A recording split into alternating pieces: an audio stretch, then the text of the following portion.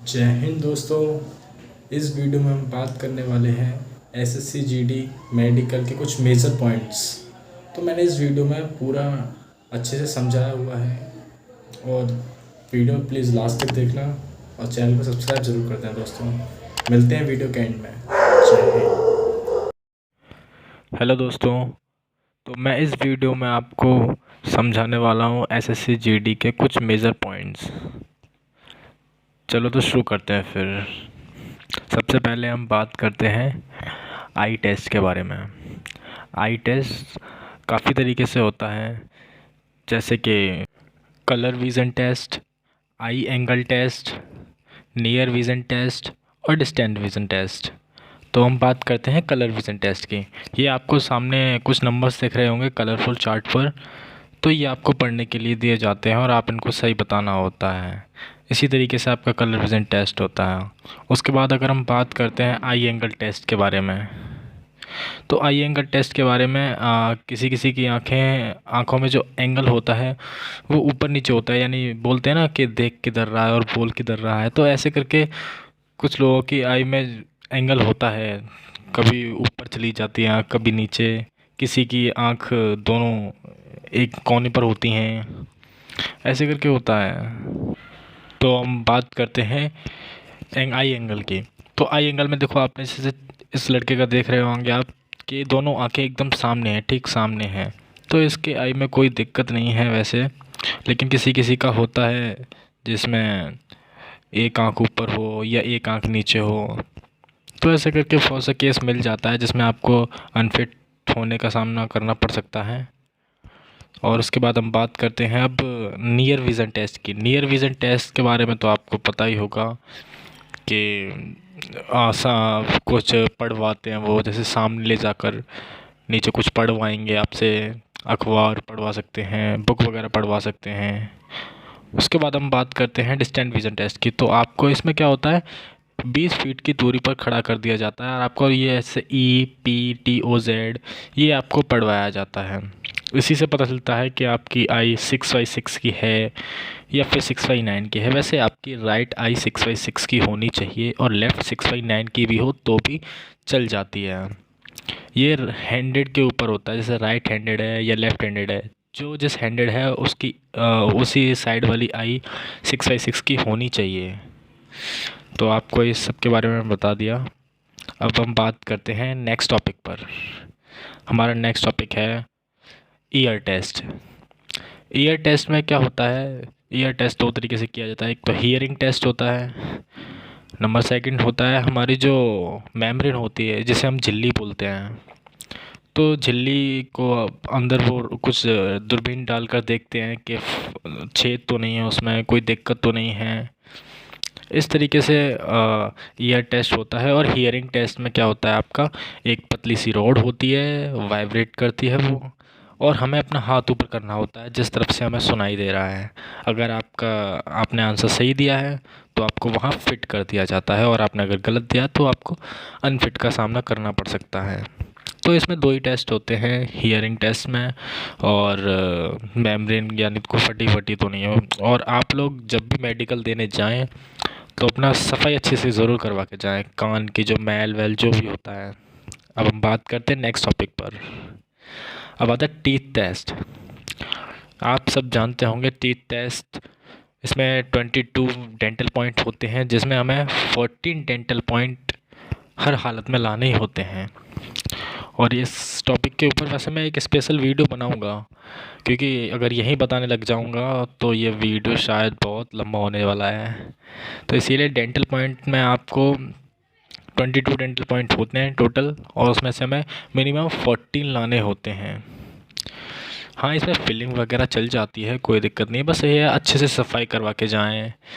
इसमें एक दो दांतों में फिलिंग चल जाती है, कोई दिक्कत नहीं है, अच्छे से फिलिंग करवा के जाएं। बस आपको 14 डेंटल पॉइंट कलेक्ट करने हैं। और हाँ, दांतों में गैप होता है किसी किसी के, तो वहाँ उसे अनफिट होने का डर रहता है, लेकिन बाकी का फिलिंग वगैरह है ये सब चल जाती है। और फिक्सिंग अच्छे से होनी चाहिए आपके दांतों की। वैसे और कोई दिक्कत नहीं है यहाँ। और जो भी होता है फिर रीमेडिकल पॉइंट मिल जाता है। अगर कोई दिक्कत हुई, जैसे आपका फिक्सिंग नहीं हो रहा है या फिर अंदर ब्लैक ब्लैक स्पॉट है, तो आपको फिर रीमेडिकल पॉइंट मिलेगा, वहाँ आपके दांतों की अच्छे से जांच की जाएगी। तो इसमें आपको पॉइंट दिख रहे होंगे, जैसे जो अंदर वाले 3 जो दाढ़ बोलते हैं हम उनको, वो वहाँ 2-2 पॉइंट मिलते हैं, और सामने वाले जो हैं उनको 1-1 पॉइंट मिलता है। ऐसे करके टोटल 22 पॉइंट बन जाते हैं, और हमें सिर्फ 14 चाहिए होते हैं। बस इसमें और ज़्यादा करने की ज़रूरत नहीं है, बस सफाई वफाई अच्छे से हो जाए। और किस तरीके से 22 पॉइंट होते ही मैं आपको गिनकर बताऊंगा। जैसे 2, 4, 6, 7, 8, 9, 10, 11। अब 11 इधर के हो गए, अब सेम एज इट इज़ 11 इधर के होंगे। तो अब इसके बाद हम बात करते हैं, नेक्स्ट टॉपिक है हमारा डीएनएस।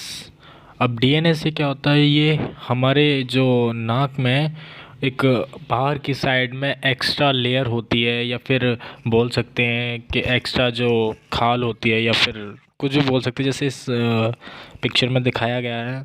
तो जो राइट साइड में है ये वाला है, ये एकदम परफेक्ट है, लेकिन इधर वाला है जो लेफ़्ट में, इसकी जो लेफ़्ट वाला होल देखिए, उसमें थोड़ा सा उभरा हुआ है, जो खाल वगैरह पोर्शन है वो उभरा हुआ है, जिससे सांस लेने में दिक्कत होती है। और किसी किसी को नहीं भी होती, लेकिन ये मेडिकल पॉइंट बन जाता है, और ये बहुत बड़ा मेडिकल पॉइंट बनता है।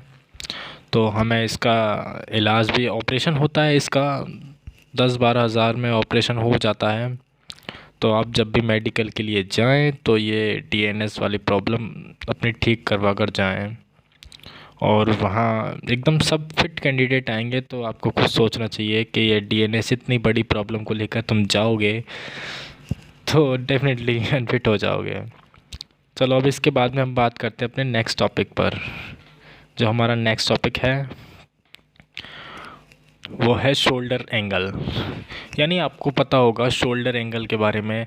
जैसे कोई सामने एकदम पीठ पीठ करके खड़ा हुआ है, तो जैसे इसमें देखो, इसका शोल्डर एंगल हल्का सा मुझे थोड़ा टेढ़ा दिख रहा है, या फिर इसने फ़ोटो ही टेढ़ा भेजा है, लेकिन होता है जैसे एकदम ऐसे एरो हो जाता है ना, तो ऐसे शोल्डर एंगल में दिक्कत आती है। और आपको दोनों जो कंधे हैं वो एकदम बराबर एक स्ट्रेट लाइन में रखनी है। ऐसा नहीं है कि एक कंधा नीचे जा रहा है, एक कंधा ऊपर आ रहा है, पुष्पा जैसे स्टाइल में आप खड़े हो जाएं, तो वहाँ आप अनफिट हो जाओगे। तो इसीलिए आपको अपने शोल्डर एंगल का जो ध्यान है वो भी रखना है। वैसे ये एक्सरसाइज से भी ठीक हो जाता है शोल्डर एंगल, ऐसी कोई बात नहीं है। इसके ऊपर मैं एक अलग से वीडियो बनाऊंगा कि इसको कैसे ठीक करते हैं। दोस्तों, इसे घबराने वाली बात नहीं है, ये कोई परमानेंट वो नहीं है, ये टेम्पररी है, ये चला जाता है। तो अब और क्या बताऊँ इसके बारे में, कि बस यही है, अपना वहाँ ठीक ठाक से खड़े हो जाओ। क्योंकि मैं अपना एक्सरे कराने गया था, तो मैं थोड़ा झुक के खड़ा हुआ था, तो मेरी जो रीढ़ की हड्डी है वो थोड़ी टेढ़ी आ गई। तो डॉक्टर बोले कि ये तुम्हें कोई बीमारी है। फिर एक और डॉक्टर ने बोला कि ये टेढ़ा खड़ा हुआ है, इसीलिए ऐसा आया है। तो दोस्तों, मैं चाहूँगा कि आप ना अपने मेडिकल में जब भी जाएं एकदम सीधे खड़े हो जाएं तन के, ताकि कोई दिक्कत हो भी तो वो दिखे ना। चलो हम बात करते हैं अपने अगले टॉपिक पर, बात करते हैं स्पाइनल कॉर्ड। जो दोस्तों मैं अभी अपनी बता रहा था ना कि मैं एक्सरे करवाने गया था, तो मेरा जो स्पाइनल कॉर्ड एकदम टेढ़ा सा आ गया था, ऐसे करके। जो मैं दिखाता हूँ अब आपको, ऐसे जो इसमें दिख रहा है ना, ये टेढ़ा सा ऐसे करके आ गया था, तो ऐसा हो गया था मेरा। तो इसीलिए आप जब भी जाएं स्पाइनल कॉर्ड, आप अपने ध्यान रखें कि आपको एकदम सीधा खड़ा होना है। ये एक मेजर पॉइंट है, क्योंकि इसका फिर पता नहीं क्या इलाज होगा, मेरे को तो इसका अंदाज़ा है नहीं है। लेकिन अगर आप किसी को ये है तो आपको पहले से ही इसका ट्रीटमेंट करवा लेना चाहिए, क्योंकि अब मेडिकल का कुछ ज़्यादा टाइम भी नहीं है। आपको पता है 17 जुलाई से आपके मेडिकल स्टार्ट हो रहे हैं। और कोई और भी पिक्चर दिखाता हूँ मैं आपको इसके बारे में, ताकि आपको अच्छे से क्लियर हो सके। और हाँ, इसमें एक्सरे वगैरह होता है, तो इसमें ये हमारी जो चेस्ट की जो हड्डी वगैरह होती हैं वो भी देखते हैं, वो कि कुछ है तो नहीं है, सब ठीक है, हड्डी कोई क्रैक तो नहीं है कहीं से।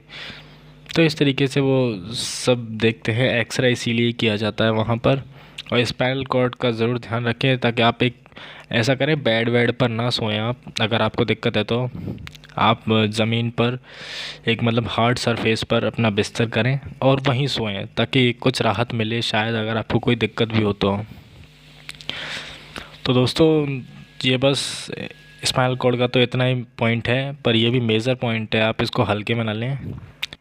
तो अपने नेक्स्ट टॉपिक पर बात करते हैं और वो है कैरिंग एंगल। आपको इसके बारे में थोड़ा बहुत पता होगा, लेकिन थोड़ा बहुत तो मुझे भी पता है कैरिंग एंगल होता क्या है। एक्चुअली में क्या होता है, वो हमारे हाथों को चेक करते हैं कि हमारे हाथ में कितना मुड़ाव है कितना नहीं है। दोनों हाथों को एक साथ इकट्ठे करवाते हैं, फिर देखते हैं कि कितना झुकाव है। जैसे आप देख रहे होंगे इस पिक्चर में, ये जो नॉर्मल है, जो बीच वाला है ना पिक्चर, तो ये एकदम आपका कैरिंग एंगल एकदम ठीक है। और फिर ये इसके बाद वाला, इसमें देखो थोड़ा कोहनी से थोड़ा झुकाव ज़्यादा है बाहर की ओर, तो ये यहाँ आप मेडिकल अनफिट हो सकते हैं। और इधर कैरिंग एंगल में देखिए, पहले वाले पिक्चर में आपका एकदम सीधा है, तो यहाँ कोई दिक्कत नहीं होगी। लेकिन जो लास्ट वाली ये वाली पिक्चर है, इसमें आपको थोड़ा बहुत सामना करना पड़ सकता है क्योंकि इसमें कैरिंग एंगल बहुत ज़्यादा है। और आपका दोनों हाथों को मिलाकर एकदम ऐसे अच्छे से चेक किया जाता है, आपके हाथ कहीं टूटा वूटा तो नहीं है, कोई दिक्कत तो नहीं है। और हाथों को एक साथ इकट्ठा करके आपको एंगल चेक किया जाएगा। अगर आप ज़्यादा भी दिक्कत हुई उन्हें कि हाँ इसका एंगल फाइंड करने में दिक्कत आ रही है, तो उनके पास एक स्केल भी होता है कैरिंग एंगल चेक करने का। उनके पास एक स्केल होता है जिससे वो कैरिंग एंगल चेक कर सकते हैं। क्योंकि और ये एक कोई परमानेंट डिजीज़ नहीं है, ये टेम्परेरी है, एक्सरसाइज से चली जाती है। तो इसीलिए अगर आपको है तो आप एक्सरसाइज कर सकते हैं, एक्सरसाइज से चली जाएगी। तो दोस्तों अब हम अपने नेक्स्ट टॉपिक की ओर बढ़ते हैं। वैसे आपको ये समझ तो आ गया ना? ठीक है, तो अब अपने नेक्स्ट टॉपिक पर चलते हैं। और हमारा जो नेक्स्ट टॉपिक है वो है हमारी टंग। यानी वैसे तो इसमें ज़्यादातर किसी को पॉइंट मिलता नहीं है, लेकिन जो ये जीभ में इस तरीके की जो दरारें होती हैं, जैसे ज़्यादा फट जाते हैं किसी किसी का होता है, ये ज़्यादा फटी हुई होती हैं, तो उनमें आपको मेडिकल पॉइंट मिल सकता है। वैसे ये ज़्यादा मेजर तो नहीं है, लेकिन फिर भी मैंने कई केसों में देखा है कि इसमें मेडिकल पॉइंट दे देते हैं वो। फिर आपको री मेडिकल में शायद फिट होने का चांस मिल जाए, लेकिन यहाँ तो आपको डीएमई में तो आपको निकाल ही देंगे, अनफिट कर देंगे वो। तो दोस्तों बस इसका तो इतना ही है। अब नेक्स्ट टॉपिक पर हम बात करते हैं। Topic number 8, private part test. Private part test, इसके ऊपर मैं दोस्तों एक स्पेशल वीडियो लेकर आऊँगा जिसके बारे में आपको अच्छे से जानकारी दूंगा, क्योंकि यहाँ अगर पूरी टोटल जानकारी दूँ आपको तो वीडियो काफ़ी लंबा हो जाएगा। इसको काफ़ी तरीके से चेक किया जाता है प्राइवेट पार्ट को, जैसे हाइड्रोलाइसिस हो गया, पाइल्स हो गया और फिमोसिस हो गया, ये सब आपका चेक किया जाता है। तो सबसे पहले हम बात करते हैं हाइड्रोलाइसिस की। हाइड्रोलाइसिस दोस्तों आप जानते होंगे क्या होता है कि जो हमारे अंडकोश होते हैं, टेस्टोस्टेरोन होते हैं, उनमें पानी भर जाता है। जैसे हम कभी सपोर्टर नहीं पहनते, ये आपको दिख रहा होगा, ये पहले पिक्चर में ठीक है, लेकिन सेकंड पिक्चर में आपको कंपेयर करिए तो इधर पानी वानी भरा हुआ है। तो हम सपोर्टर नहीं पहनते कभी कुछ, तो इस वजह से हम लापरवाही करते हैं, तो इसी वजह से ये हाइड्रोलाइसिस हो जाता है। समय रहते वैसे इसका इलाज करवा लेना चाहिए, वरना ये बहुत बड़ा मेडिकल पॉइंट है। और इस वीडियो में मैंने आपको सभी मेजर पॉइंट्स के बारे में ही बताया है। छोटा मोटा पॉइंट होता है वो रीमेडिकल में क्लियर हो जाता है, कोई दिक्कत नहीं है। अब हम बात करते हैं फिमोसिस की। जब हम प्री मेडिकल कराने जाते हैं, प्री मेडिकल के लिए जाते हैं, तो फिमोसिस क्या होता है पहले आपको ये बताऊं। जो हमारा मेन पार्ट होता है, तो हम उसकी खाल को ऊपर खोल कर देखते हैं। अगर हमारी पूरी खाल ऊपर तक खुल रही है तो हमें फिमोसिस नहीं है। लेकिन कोई कोई ऐसा होता है जिसकी खाल ऊपर तक नहीं जाती, तो उसको फिमोसिस है। इसका भी ऑपरेशन होता है, तो आप इसका ऑपरेशन भी ज़रूर करवाएं अगर आपको ये है तो। और अगर पाइल्स है तो पाइल्स का आप ट्रीटमेंट तो जानते ही हैं, सीधा ऑपरेशन होता है। तो आपको ये भी ऑपरेशन करवाना चाहिए अगर आप मेडिकल में जा रहे हो तो, क्योंकि ये सब प्राइवेट पार्ट तो बहुत ज़रूरी है फिट होना, क्योंकि इनमें बिल्कुल भी लापरवाही नहीं बरती जाती। और ना ही अगर इनमें कोई पॉइंट मिला है तो इनको रीमेडिकल में पास नहीं किया जाता। तो इसीलिए अगर आपको हाइड्रोलाइसिस है तो आप वो भी ठीक कराएं, फिमोसिस है, पाइल्स है, आप इसका अच्छे से इलाज करवा कर ही जाएं, क्योंकि वहाँ ऐसा नहीं है कोई दलाल मिल जाए। भाई पैसों के चक्कर में बिल्कुल मत पड़ना, वहाँ कुछ नहीं होता। हाइड्रोलाइसिस के बारे में बता दिया मैंने, फिमोसिस के बारे में बता दिया, पाइल्स के बारे में बता दिया। अब हम नेक्स्ट टॉपिक पर चलते हैं अपने, नौकनी। नौकनी के बारे में तो आप सबको जानकारी होगी कि नौकनी क्या होता है। ये घुटने हैं जो हमारे वो मिल जाते हैं, एकदम सीधे खड़े होने पर घुटने मिल जाते हैं। इनमें भी एंगल होता है, देखो किसी किसी के घुटने मिल जाते हैं, किसी किसी घुटने ज़्यादा चौड़े होते हैं, बीच में ज़्यादा गैप होता है, वो भी अनफिट होता है। और जिसके घुटने मिलते हैं सीधे खड़े होने में, वो भी अनफिट होता है। लेकिन जो आप पहले पिक्चर देख रहे हैं, पिक्चर में देख रहे होंगे कि जो पहला वाला ये वाला है, इसका एंगल एकदम ठीक है, पैर जॉइंट करने पर इसको कोई दिक्कत नहीं हो रही और ना इसके घुटने चिपक रहे हैं। तो ये एकदम ठीक है, परफेक्ट है। लेकिन इसी की जगह पर ज़्यादा गैप होता है, इनके बीच में, घुटनों के बीच में ज़्यादा गैप होता, तो वहाँ आपको मेडिकल पॉइंट मिलेगा। और इसमें सेकंड पिक्चर में देखिए कि इधर गैप बिल्कुल भी नहीं है, पैर जॉइंट करने पर गैप बिल्कुल भी नहीं है, तो ये मेडिकल पॉइंट मिलेगा आपको। और एक और बात बता दूं, ये तो टेम्पररी है, प्रैक्टिस करने से चला जाता है। और हम इसको ट्रिक भी होती है इसको बचाने की, तो हम इसको ट्रिक से भी बचा सकते हैं। पैर को थोड़ा टाइट करके खड़े हो जाएं तो ये चला जाता है। ठीक है, अब नेक्स्ट टॉपिक पर बात करते हैं हम। जो हमारा नेक्स्ट टॉपिक है वो है वेरिकोज वेन। जो ये वेरिकोज वेन है, चलो मैं इसके आपको एक पिक्चर दिखाता हूँ। ये वेरिकोज वेन होता क्या है, ये किस तरह से दिखाई देता है। जो आप ये देख रहे हैं, ये घुटने के जस्ट पीछे ये आपको ये लाइन दिख रही है, नस दिख रही है, ये वेन्स हैं। ये वेन्स कई तरह की दिखती हैं, जैसे एक ग्रीन कलर की भी दिखती हैं, ये ब्लू कलर की भी दिखती हैं, ये रेड कलर की भी दिखती हैं। लेकिन जो रियल वेरिकोज वेन होती है वो ज़्यादातर ब्लू कलर की दिखती हैं, ब्लू कलर की दिखेंगी। और हाँ, एक गुच्छा सा बना दिखेगा, यानी ये जिगजैग मोशन में चलती हैं। जहाँ वेरिकोज वेन होता है वो जिगजैग मोशन में चलता है। ऐसे नहीं है कि अगर सीधी वेन जा रही है हमारी उसको भी वेरिकोज बता दिया, तो नहीं, वो अगर बताएंगे भी तो रीमेडिकल में आप पास हो जाएंगे, उसकी टेंशन ना लीजिएगा। अगर आपको वेरिकोज वेन है रियल में तो आपको वहाँ पॉइंट दिया जाएगा, अन्यथा नहीं दिया जाएगा। तो अब वेरिकोज वेन के बारे में आपको पता चल गया, इसका भी ट्रीटमेंट होता है, आप ट्रीटमेंट करा के जाइएगा। तो हम अपने नेक्स्ट टॉपिक पर चलते हैं, ट्रिपल निप्पल। ये बहुत ही रेयर केस होता है भाई, चलो मुझे हंसी आ गई थोड़ी सी। ये बहुत ही रेयर केस होता है, जैसे सबके 2 निप्पल होते हैं, मोस्टली 2 निप्पल होते हैं, लेकिन किसी किसी में ये ट्रिपल निप्पल, यानी जो तीसरा निप्पल, यही जो मैं आपको सर्कल करके दिखा रहा हूँ, ये ट्रिपल निप्पल होते हैं, यानी तीसरा निप्पल होता है, जिसकी वजह से आपको मेडिकल पॉइंट दिया जाता है। और ये तो भाई ऊपर वाले का करम है, जो ये ट्रिपल निप्पल, वैसे ज़्यादातर में किसी में नहीं होता ये ट्रिपल निप्पल आप देख लीजिएगा, एक ये पॉइंट होता है। आप इसको सर्जरी के थ्रू भी हटवा सकते हैं, ऐसा कोई दिक्कत नहीं है। ये सर्जरी से क्या नहीं होता, सब कुछ हो जाता है। बस ये है, आप जब वहाँ जाएं तो आप में एक भी कमी नहीं होनी चाहिए, आप एकदम फिट होने चाहिए, और आप अंदर से भी लगना चाहिए कि हाँ मैं फ़िट हूँ, तभी आप वहाँ फ़िट होकर जाएंगे। ठीक है दोस्तों, तो अब हम अपने नेक्स्ट टॉपिक पर बात करते हैं। तो हमारा जो नेक्स्ट टॉपिक है वो है, जैसे लेबोरेटरी टेस्ट में होते हैं हमारे कई सारे टेस्ट होते हैं। जैसे हम पहले दिन जाएंगे ना मेडिकल में, तो हमारा पहले दिन में जो होगा वो लैब का ही काम होगा ज़्यादातर। जैसे हमारा ब्लड टेस्ट करना, यूरिन टेस्ट करना, ईसीजी करना, है ना, एक्सरे वगैरह करना। तो ये सब हमारा ये लेबोरेटरी टेस्ट है, जिसमें हमको हॉस्पिटल ले जाया जाएगा, वहाँ हमारे ये सारे टेस्ट किए जाएंगे। तो वहाँ ये सब कुछ होगा और आपको इसकी रिपोर्ट फिर नेक्स्ट डे मिलेगी। तभी तो ज़्यादातर अब जो मेडिकल हो रहे हैं वो 2 दिन में क्लियर हो जाते हैं। वैसे तो पहले मेडिकल तो 2-3 दिन चलते थे। तो चलो दोस्तों, मैं फालतू बकवास नहीं करूँगा, सीधे टॉपिक पर आऊँगा। जो ये लेबोरेटरी टेस्ट है, इसमें एक्सरे होता है।